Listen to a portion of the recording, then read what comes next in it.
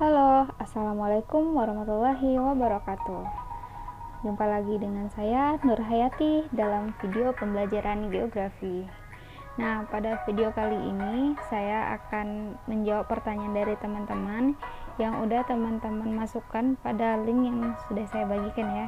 Jadi ini udah terkumpul beberapa pertanyaan. Nah, hari ini kita akan bahas pertanyaan terkait materi dinamika hidrosfer. Nah, sebelumnya perlu kita ketahui bahwa hidrosfer ini merupakan salah satu lapisan yang ada di bumi. Tepatnya adalah lapisan air, baik lapisan air yang ada di permukaan maupun yang ada di dalam tanah atau di bawah permukaan bumi. Nah, langsung saja, ini beberapa pertanyaan sudah saya kumpulkan ya dalam bentuk PowerPoint. Kita langsung pertanyaan pertama dari Erma Fatimah, kelas 10 PIS 2. Pertanyaannya, apa yang dimaksud dengan air permukaan? Nah, air berdasarkan letaknya kita bagi menjadi dua macam, yaitu ada air permukaan dan air di bawah permukaan atau air tanah. Nah, air permukaan ini adalah air yang terkumpul di atas permukaan tanah. Contohnya adalah danau, sungai, rawa, dan juga laut. Nah, itu ya air permukaan. Pertanyaan selanjutnya itu dari Ayu Kurniawati dari 10 PIS 3. Di manakah biasanya terdapat air dangkal atau air tanah freatik? Nah, air tanah freatik ini merupakan salah satu jenis dari air tanah. Nah, air tanah itu kita bagi menjadi dua ya.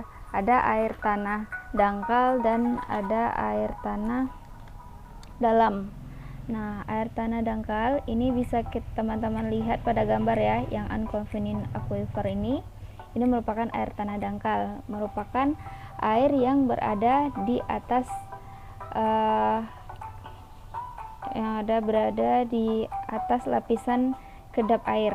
Nah, ini ada clay ini kan tanah lempung ya, jadi clay ini dia kedap air.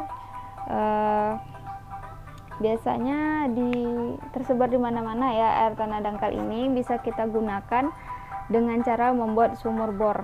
Nah, jadi sumur-sumur yang biasa kita pakai sehari-hari itu merupakan air tanah freatik. Nah, berbeda dengan kalau air tanah dalam, hanya di beberapa tempat saja yang memiliki air tanah dalam ini. Oke, jadi air tanah dangkal ini tersebar di mana-mana dengan cara bisa kita dapatkan dengan cara membuat sumur. Ya, kita lanjut pertanyaan selanjutnya dari Janet PIS 3 ya. Mengapa daerah rawa kurang cocok untuk usaha pertanian? Ya, air rawa ini merupakan salah satu air permukaan dan memang kurang cocok untuk usaha pertanian dikarenakan beberapa karakteristiknya. Yang pertama, air rawa ini biasanya terletak di muara sungai. Nah, air di muara sungai ini biasanya kan dia tercampur atau terpengaruh oleh pasang surut air laut. Nah, sehingga terdapat tercampur dengan air laut yang asin. Karena air laut kan mengandung kadar garam. Kemudian tanahnya bersifat asam, kurang cocok juga untuk dijadikan usaha pertanian. Hanya beberapa varietas tertentu yang bisa ditanam pada tanah yang bersifat asam. Nah, tanah yang asam ini berasal dari bahan organik yang mati, hewan, tumbuhan yang mati, kemudian airnya mengendap di dalam air rawa ini. Nah, kemudian air rawa juga sering terjadi kekurangan air. Nah, jadi air rawa ini biasanya kan tanahnya gambut. Jadi ketika musim kemarau, air di rawa ini mudah sekali menguap karena dia tidak bisa menahan air. Akhirnya tanahnya menjadi kering dan akhirnya kurang bisa atau kurang produktif untuk ditanam pada lahan pertanian. Namun walaupun kurang produktif, tapi masih ada atau bahkan banyak beberapa daerah yang memanfaatkan rawa ini sebagai lahan pertanian, karena kan Indonesia memiliki ratusan hektar rawa ya, sehingga beberapa sektor pertanian memanfaatkan lahan rawa ini, tentunya dengan teknik-teknik tertentu, misalnya tanahnya dinetralkan dengan menggunakan zat kapur, atau melakukan pengairan tambahan di musim kemarau dan lain sebagainya. Nah, kita lanjut pertanyaan dari Bayu Setiawan kelas 10 PIS 1. Apa perbedaan karakteristik sungai bagian hulu dan bagian hilir? Oke, berdasarkan pemanfaatannya, sungai ini kita bagi menjadi 3 bagian. Ada bagian hulu, kemudian ada bagian tengah, dan juga bagian hilir sungai. Nah, jadi bisa kita lihat ya karakteristiknya. Di sini bagian hulu ini merupakan biasanya di daerah tangkapan air itu sendiri, yaitu di daerah pegunungan atau di dataran tinggi. Nah, dataran ini kan lerengnya cukup terjal biasanya. Lerengnya terjal, kemudian dikarenakan terjal itu aliran airnya semakin deras. Airnya semakin deras, kemudian banyak terdapat air terjun, erosi yang terjadi juga secara vertikal ya. Kayak air terjun dia kan erosinya secara vertikal, kemudian sungainya masih sempit ya. Jadi kayak kecil gitu sungainya, tapi dasar sungainya dalam dan banyak batuan. Nah, sementara di bagian hilir kita bisa lihat di gambar sini ya. Di bagian hilir ini biasanya datarannya sudah landai, wilayahnya landai, kemudian aliran airnya juga semakin melambat. Erosi dilakukan secara horizontal yang membuat sungai menjadi lebar. Jadi kalau dekat muara sungai, biasanya sungai itu semakin lebar, berbeda dengan sungai di bagian hulu. Nah, kemudian dasar sungai ini banyak pasir ya. Dasar sungai berpasir dikarenakan sedimentasi yang dibawa dari hulu kemudian ke bagian tengah sungai, akhirnya mengendap di bagian hilir sungai. Nah, itu ya perbedaan karakteristik sungai di bagian hulu dan di bagian hilir. Kita lanjut. Pertanyaan dari Aprilia Astuti kelas 10 PIS 3, yaitu penduduk yang berada di sekitar das harus dibekali kecakapan hidup dalam mengelola das. Jelaskan maksud pertanyaan tersebut. Nah, sebelumnya kita harus tahu apa itu das. Das itu merupakan daerah aliran sungai, di mana ini merupakan kumpulan dari cabang-cabang sungai, kemudian berkumpul pada satu sungai induk. Nah, itu hitungannya satu das. Nah, kenapa masyarakat atau penduduk yang berada di sekitar das ini harus dibekali kecakapan hidup atau pengetahuan mengenai mengelola das? Nah, kita bisa perhatikan gambar di sini ya. Sepertinya gambar ini sudah cukup memberikan penjelasan kenapa penduduk harus diberikan pengetahuan atau kecakapan hidup dalam mengelola das. Nah, das ini terdiri dari bagian hulu, tengah, dan hilir. Nah, biasanya di bagian hulu kita tidak boleh melakukan seperti penebangan hutan atau pemanfaatan hutan secara berlebihan, penebangan dan sebagainya, dikarenakan daerah-daerah hulu merupakan daerah tangkapan air. Nah, jadi air hujan di situ ditampung di bagian hulu sehingga dapat menahan air. Nah, jika daerah-daerah pelindung tersebut kita pangkas, kita tebang, maka yang akan merasakan dampaknya adalah penduduk di bagian hilir, nah, atau di tempat pemukiman masyarakat.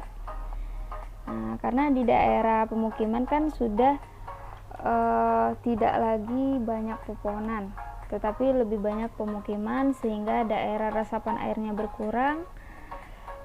Kemudian tanah tersebut tidak mampu untuk menahan air dan akhirnya terjadilah banjir dan longsor saat musim hujan tiba. Nah, seperti yang kita ketahui bahwa curah hujan yang ada di Indonesia cukup tinggi ya, sehingga ketika kita tidak menjaga hutan kita di bagian hulu atau daerah-daerah tangkapan air, maka daerah hilirlah yang akan menjadi dampak dari kerusakan yang kita buat di bagian hilir, di bagian hulu ya, maaf. Nah, seperti itulah kenapa penduduk harus dibekali kecakapan, karena yang merusak, salah satu perusak alam itu adalah manusia, dan yang menerima dampak itu adalah manusia itu sendiri. Maka kita harus pandai-pandai untuk menjaga lingkungan hidup kita untuk keberlangsungan kehidupan atau untuk menjaga keseimbangan ekosistem yang ada di bumi ini. Oke ya, kita lanjut pertanyaan selanjutnya, yaitu dari Bayu Setiawan.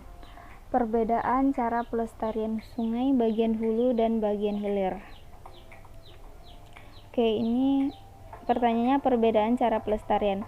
Sebenarnya cara pelestarian sungai itu sama saja, cuman pemanfaatannya yang berbeda. Nah, misalnya sungai bagian hulu itu kan daerah pelindung ya. Ini ada fungsi kawasan, ada kawasan pelindung, kawasan penyangga, kawasan budidaya, dan kawasan pemukiman. Nah, kalau untuk bagian hulu itu merupakan kawasan pelindung, jadi mereka adalah tempat tangkapan air. Kemudian untuk hutan-hutan di sini adalah hutan-hutan lindung, jadi tidak boleh ada campur tangan manusia, tidak boleh dibuat pabrik industri atau dimanfaatkan secara berlebihan. Berbeda dengan bagian hilir. Bagian hilir biasanya adalah bagian kawasan budidaya dan kawasan pemukiman. Jadi boleh dibangun pemukiman dengan jarak tertentu ya, tidak boleh pas di samping sungai. Kemudian kawasan budidaya ini kawasan yang boleh kita manfaatkan atau kita ambil manfaatnya dari hutan, dari pohon-pohon misalnya, boleh kita manfaatkan. Nah, tentunya untuk menjaga sungai bagian hulu dan bagian hilir agar tetap lestari, kita perlu melakukan beberapa kegiatan. Yang pertama, kita bisa menanam pohon di sekitar sungai. Nah, menanam pohon di sekitar sungai itu manfaatnya adalah ketika pohon itu kan bisa menyerap air atau menyimpan air. Jadi ketika hujan turun atau pada musim hujan, pohon-pohon ini dapat menyimpan air sehingga tidak terjadi banjir di sekitar sungai. Kemudian kita tidak boleh membuang sampah sembarangan di sungai. Nah, kenapa? Karena ketika air sungai meluap, ketika curah hujan tinggi, air sungai meluap, maka yang terkena dampak dari pembuangan sampah itu sendiri adalah masyarakat, karena air pasti akan meluap sampai ke pemukiman. Nah, jadi sampah-sampah ini akan menjadi sumber penyakit bagi penduduk yang terdampak banjir. Kemudian cara yang ketiga yaitu penduduk seharusnya tidak menangkap ikan dengan bahan kimia, sengat listrik, pokat harimau, dan alat yang membahayakan. Nah, kalau kita menggunakan alat-alat tersebut, maka bukan hanya ikan-ikan yang besar saja atau ikan-ikan dewasa saja yang dapat ditangkap, tetapi bibit-bibit ikan juga yang masih kecil bisa terambil atau mati. Nah, hal ini akan mengganggu keberlanjutan nelayan dalam mengambil ikan. Nah, tentunya ini akan merugikan penduduk setempat ya. Kita lanjut lagi. Pertanyaan dari Melza Stefani, kelas 10 PIS 3. Pertanyaannya yaitu, sebutkan faktor yang mempengaruhi rendahnya kadar garam di perairan Indonesia. Nah, di Indonesia sendiri ada 2 faktor yang menyebabkan kenapa kadar garam di Indonesia ini rendah. Yang pertama, karena curah hujannya yang tinggi. Ya, bisa kita rasakan ya, seringkali hujan pada musim penghujan. Kemudian banyaknya sungai besar yang bermuara ke laut. Nah, di sini ada gambar peta Indonesia. Yang biru-biru ini adalah sungai. Ya, bisa kita lihat ya, banyaknya sungai-sungai besar yang ada di Indonesia yang bermuara ke laut. Nah, sungai itu kan dia airnya tawar. Ketika banyak sungai yang mengalir ke laut, maka kadar garam di perairan Indonesia akan semakin kecil. Nah, karena percampuran dari air sungai. Mungkin dapat dipahami ya ini kenapa kadar garam di Indonesia sedikit. Kita lanjut. Dari Apri Dayanti 10P1, sebutkan dasar laut Indonesia yang termasuk zona abisal. Nah, zona abisal ini merupakan salah satu zona laut berdasarkan kedalamannya. Zona abisal ini berada di kedalaman lebih dari 2.500 meter. Nah, ini ya.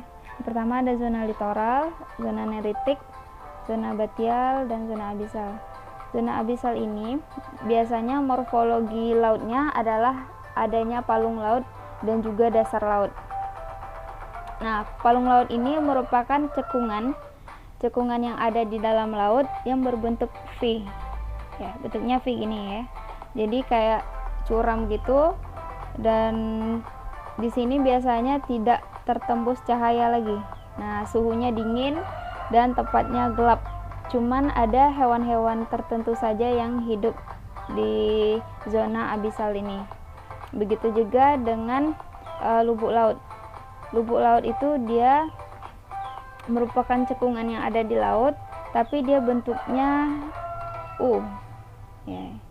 Jadi bentuknya U ya. Dan juga hanya hewan-hewan tertentu, tempatnya juga gelap, dan suhu di zona ini juga dingin. Nah, kalau di Indonesia ada banyak sekali lubuk laut dan palung laut ya. Ini contohnya saja. Ada lubuk Sulawesi dengan kedalaman 6.220 meter, sekitar 6,2 km ya, dalam sekali. Kemudian ada lubuk Banda sekitar 5,8 km, ada lubuk Banda Selatan 5,4 km. Kemudian ada Palung Mindanao itu 10,8 km ya. Ini yang paling dalam di Indonesia. Kemudian ada Palung Lebar dan ada Palung Jawa. Nah, itu dia dasar laut yang ada di Indonesia yang termasuk dalam zona abisal ya. Selanjutnya ini pertanyaan terakhir dari Ayu Kurniawati 10P3. Bila kadar garam pada laut melebihi atau tidak mencapai 35%, maka apa yang akan terjadi pada kehidupan laut dan dampak bagi kehidupan manusia? Nah, oke, pertanyaan yang sangat menarik sekali ya ini. Jika kadar garam di laut tidak mencapai 35%, artinya air laut semakin tawar ya.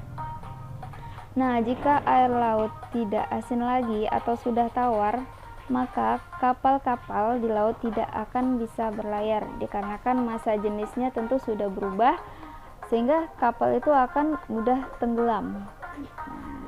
Kemudian lautan akan membeku pada musim dingin.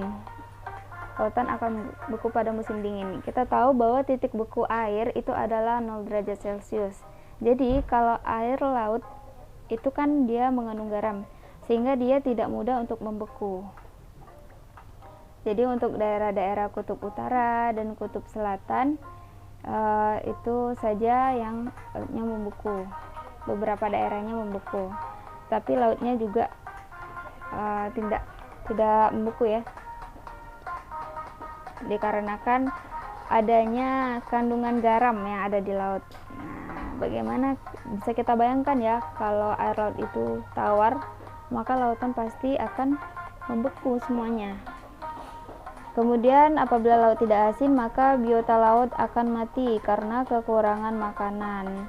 Nah, biota-biota laut biasa mereka ada makan plankton. Plankton ini ada dua jenis, ada fitoplankton dan zooplankton ya. Jadi zooplankton ini dia hidup